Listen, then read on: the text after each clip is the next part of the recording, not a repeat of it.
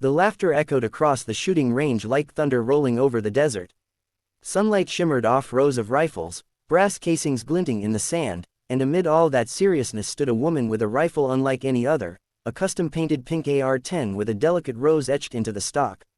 Corporal Sarah, Rosie, Lane adjusted her cap, calm as the teasing rolled through the ranks of Marines around her. Nice toy, Barbie. You planning to shoot daisies with that thing? Hope the enemy's allergic to pink. They roared with laughter, but she didn't flinch. Instead, she just gave a faint smile, the kind that said she'd heard worse, and survived worse. The range officer called for silence. The mockery faded to murmurs. Targets stood 6,000 meters away, barely visible specks against the blur of heatwaves. Even seasoned snipers shifted uneasily. 6,000 meters was a near impossible distance, one where even the best marksman prayed for luck.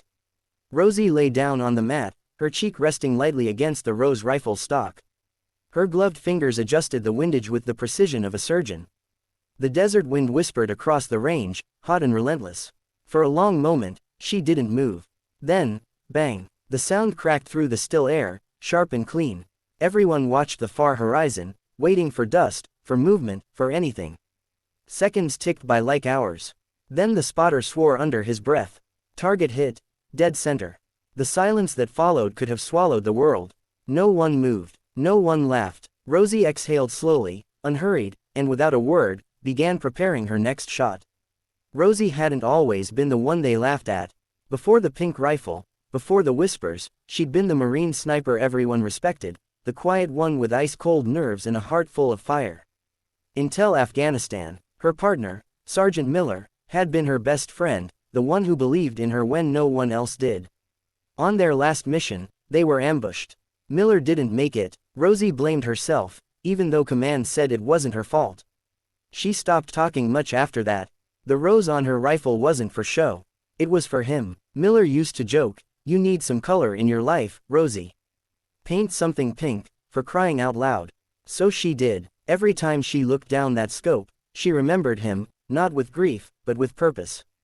The pink rose was her promise to never forget, and to never stop fighting. Back on the range, the Marines couldn't stop staring. A corporal named Diaz finally broke the silence. "That was luck," he muttered, voice shaking slightly. "Do it again." Rosie didn't reply. She just sighted in, adjusted for the wind, and fired again. Bang! Another perfect hit, and another. By the third shot, Diaz's smirk was gone. The range officer stepped closer, squinting at the monitor. That's sub-MOA grouping at 6,000 meters, he said, awe in his voice. When she finally stood, brushing sand from her sleeves, she found the group staring at her in stunned silence. She slung the pink rifle over her shoulder and said quietly, "It's not about the color. It's about the hand behind the trigger." Then she walked past them, her boots crunching on the gravel, the rose rifle catching sunlight like a promise kept. Later that evening, Diaz found her sitting alone near the barracks, cleaning her weapon. The teasing was gone. His voice was low, respectful. "You name that rifle?" he asked. "Yeah," she said softly, running a cloth over the barrel. "Miller." He nodded. "Your old spotter." She looked up, eyes distant but steady. "My brother in everything but blood." They sat in silence for a long while, the desert night falling around them, stars flickering like ghosts of those they'd lost. Finally, Diaz said, "For what it's worth, we won't be laughing anymore." She gave a small smile. "Don't stop laughing," she said. "Just make sure you're laughing for the right reasons."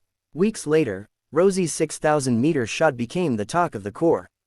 The video from that day spread quietly through Marine circles. No music, no bragging, just one pink rifle and a woman who'd made the impossible look effortless. It wasn't long before she was reassigned to teach at the Marine Sniper School, her reputation now whispered with reverence. But Rosie never boasted, never raised her voice. When recruits asked her about the pink rifle, she'd just say, "It reminds me to aim with my heart as much as my eye." Months passed. On a windy day at the range, a young recruit hesitated at the 2,000-meter mark, frustrated and shaking. Rosie crouched beside him. "Take a breath," she said softly. "The bullet doesn't care who you are or what you've been through. It only listens to calm." The recruit nodded, steadied his hand, and fired. The target fell. When he turned to thank her, she just smiled. And for a moment, in the reflection of her pink rose rifle, he saw what the others had finally learned to see, not a joke, not a statement, but a Marine who had mastered silence, pain, and purpose. That day, no one laughed at the pink rifle. They saluted it,